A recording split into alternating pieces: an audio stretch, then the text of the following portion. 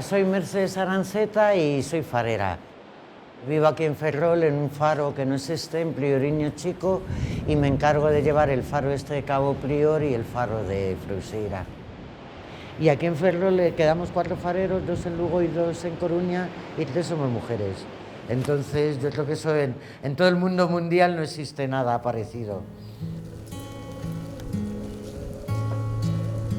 Sí, este faro, ya como veis, es todo original de 1853, incluida la escalera. Y nada, y voy a mirar a ver si está bien todo arriba y voy a salir a tapar la fotocélula para comprobar que enciende bien. Pues yo actualmente tengo 30 y tantas luces para mí sola, y entonces todas las semanas vengo a todos los faros, compruebo que todo funciona bien, simulo averías para ver que tiene buena respuesta y así. Bueno, está el día estupendo y lo del tapar la fotocélula tiene su miga. Y el día a día es eso, un poco de visitas, el estar pendiente, y bueno, y un farero estamos, bueno, menos las vacaciones, los 365 días y las 365 noches pendientes. Y la fotocélula, como vengo yo sola, si la tapo muchas veces con una cinta aislante o así, se vuela. Entonces está puesta así para poder taparla, la tapo con el pie un poco a lo bruto, pero al mismo tiempo veo que el faro se enciende, si no, no podría.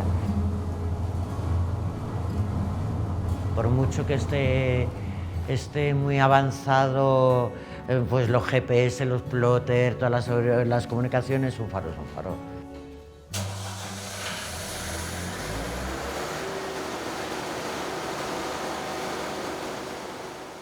Hay faros de distinto tipo.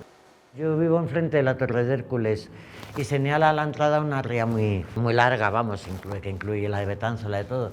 Este, por ejemplo, sería un faro de Recalada, el mío indica la entrada a la ría de Ferrol. Este indica a los barcos que están en alta mar dónde están. Yo creo, vamos, no estoy segura, pero yo creo que los que vienen de América, atraviesan el Atlántico, el primer faro que verían serían estos, los que van a Rotterdam, a Rusia, a Inglaterra. Y entonces los faros de Recalada lo único que indican es yo estoy aquí. Y por ejemplo a 8 millas de la costa un barco tiene que ver 3 faros.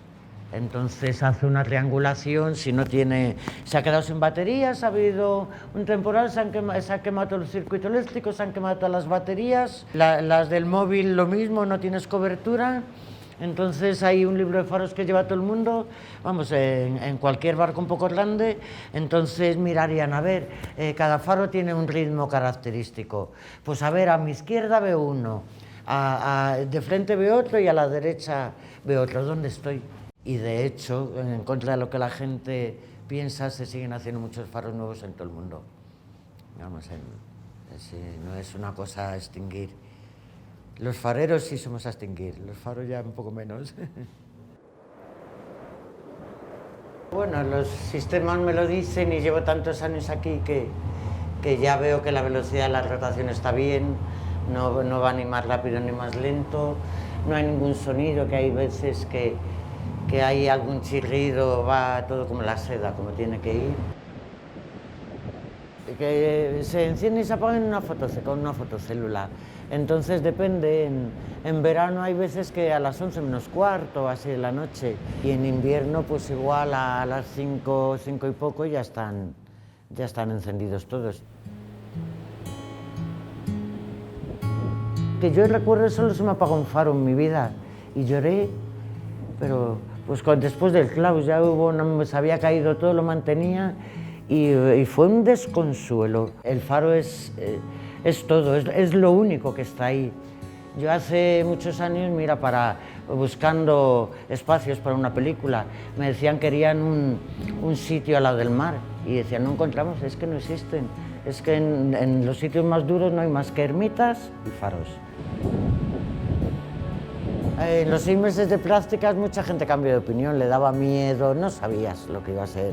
Ahora a mí me encanta, me gusta mucho la naturaleza, no soy miedosa, nunca me he aburrido en mi vida y me parece un trabajo muy bonito, muy útil y un privilegio.